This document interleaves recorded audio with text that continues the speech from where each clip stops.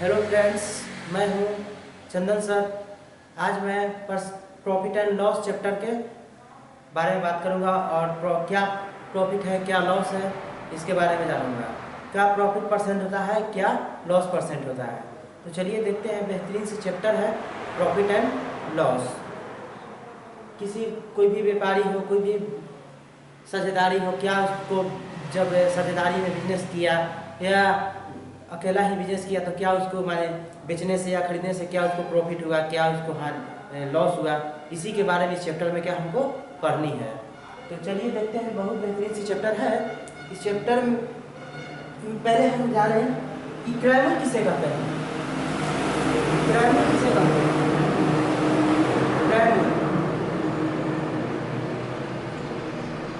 क्रय किसे कहते हैं? इंग्लिश में बोलते हैं cost price. Cost price, cost price, cost price. क्रय मूल्य किसे कहते हैं? तो चलिए बहुत बेहतरीन से सवाल है, देखेंगे ध्यान से। क्रय मूल्य किसे कहते हैं? जिस मूल्य पर कोई वस्तु को खरीदा जाता है वह मूल्य उस वस्तु का क्या कहलाता है? क्रय मूल्य कहलाता है। जिस मूल्य पर कोई वस्तु खरीदा जाता है उस वस्तु का क्या होता है? क्रय मूल्य कहलाता है। तो ध्यान से लिखेंगे। जिस मूल्य पर कोई वस्तु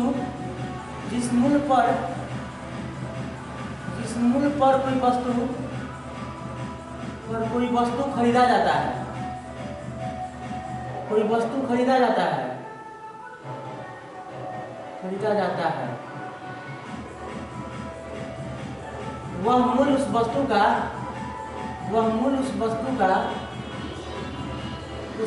का क्रय मूल्य कहलाता है। वस्तु का क्रय मूल्य कहलाता है। क्रय मूल्य कहलाता है। क्रय मूल्य कहलाता है। ठीक है। अब इसी में आता है सेलिंग प्राइस, विक्रय मूल्य। विक्रय मूल्य, selling price. Selling price, selling price. विक्रय मूल्य किसे कहा जाता है? तो ध्यान से सुनेंगे सारे स्टूडेंट। विक्रय मूल्य किसे कहा जाता है? जिस मूल्य पर कोई वस्तु को बेची जाती है, ध्यान से, जिस मूल्य पर कोई वस्तु को बेची जाती है उसे हम सेलिंग प्राइस कहते हैं, विक्रय मूल्य कहते हैं। तो लिखेंगे जिस मूल्य पर कोई वस्तु बेची जाती है, मूल्य पर कोई वस्तु बेची जाती है, वस्तु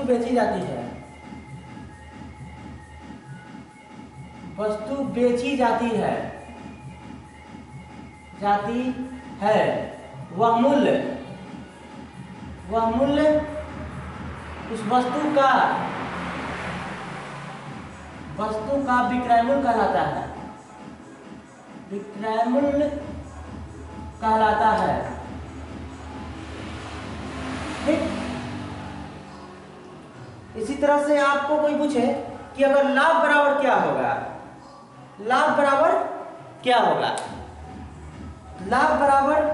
लाभ जब तभी हमको होगा जब विक्रय मूल्य में से हम क्रय मूल्य को घटा देंगे तो हमको लाभ मिलेगा, है ना? अरे भाई, विक्रय मूल्य में से क्रय मूल्य घटा देंगे तो क्या हो गया? लाभ हमारे लिए। तो लाभ बराबर होगा, नेक्स्ट नंबर कंसेप्ट, लाभ बराबर विक्रय मूल्य माइनस क्रय मूल्य। विक्रय मूल्य माइनस क्रय मूल्य, या इसको हम लिख सकता हूँ प्रॉफिट बराबर selling price minus cost price. अरे हाँ यार, ठीक। इसी तरह से आपसे कोई पूछे कि हानि बराबर क्या होगा, हानि बराबर क्या होगा, तो हानि तभी होगा जब हम क्रय मूल्य में से विक्रय मूल्य को घटा देंगे तो क्या होगा? हानि। यानी खरीदे 30 रुपया में और बेच दिए 25 रुपया में, तो 5 रुपया का क्या हुआ मेरे लिए? हानि हुआ। तो वही तो हानि हुआ। तो हानि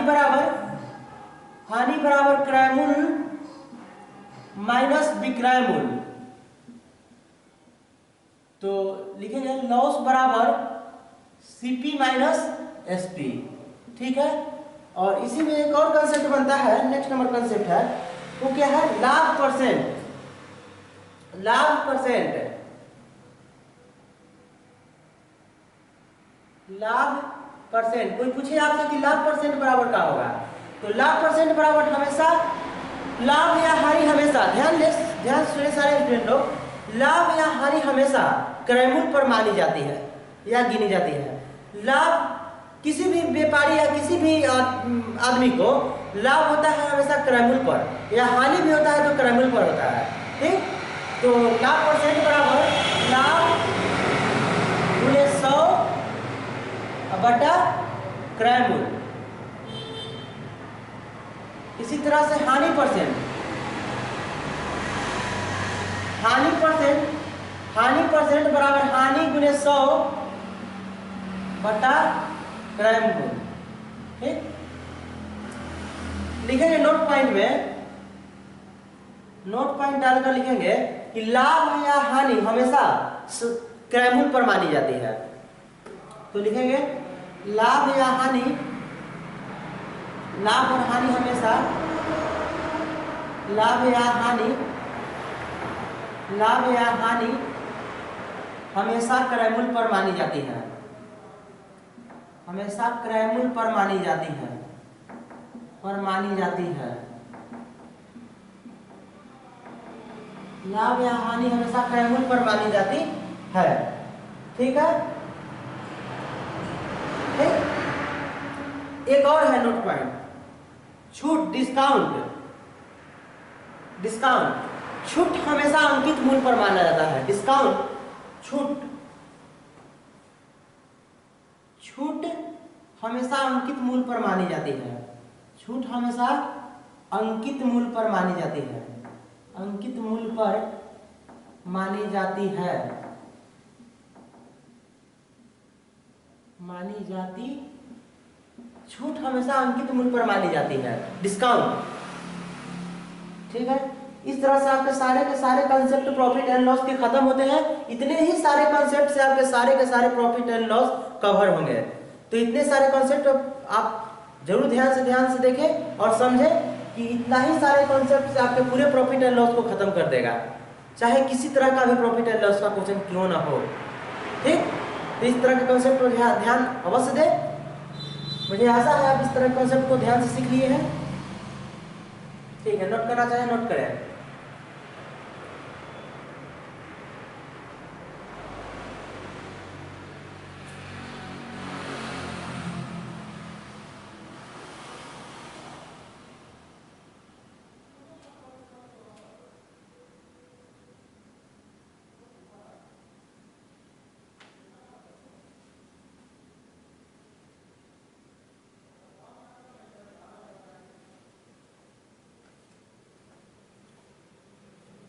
ठीक है, नोट कर लिए होंगे आप लोग।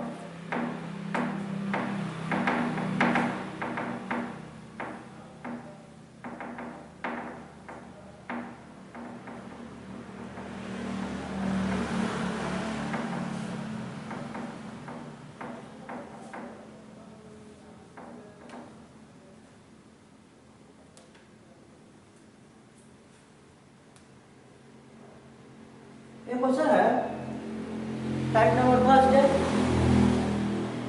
Type number first, type number question है, एक पुस्तक का क्रय मूल्य 110 रुपया है। एक पुस्तक का क्रय मूल्य 110 रुपया है तथा विक्रय मूल्य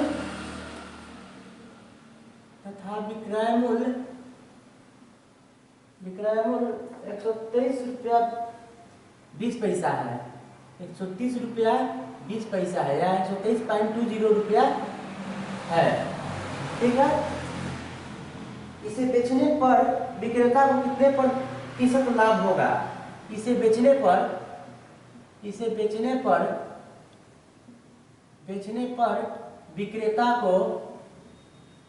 विक्रेता को कितने प्रतिशत लाभ होगा? कितने प्रतिशत लाभ होगा? कितने प्रतिशत लाभ होगा? लाभ होगा। इस बार क्वेश्चन में कह रहा है कि एक वस्तु है उसका क्रय मूल्य 110 रुपया है तथा सेलिंग प्राइस 123.20 रुपया है, तो इसे बेचने पर जब भी होगा तो क्या होगा, लाभ होगा। तो कितने प्रतिशत का लाभ होगा, परसेंटेज में पूछ रखा है इस बार। तो चलिए देखते हैं। क्रय मूल्य क्या है 110 रुपया और विक्रय मूल्य कितना है 123.20 रुपया। तो खरीद रहा है 110 रुपया में उस वस्तु को और बेच कितना में दे रहा है 123.20 रुपया में। तो कितना रुपया का प्रॉफिट ले रहा है, तो प्रॉफिट ले रहा है 13.20 रुपया का प्रॉफिट ले रहा है। अरे हाँ है ना। तो परसेंटेज लाभ प्रतिशत पूछ रखा है, तो लाभ प्रतिशत बराबर हम लोग जानते हैं क्या, अभी मैंने सीखा है हम लोग ने क्या सीखा है कि लाभ परसेंटेज बराबर होता है लाभ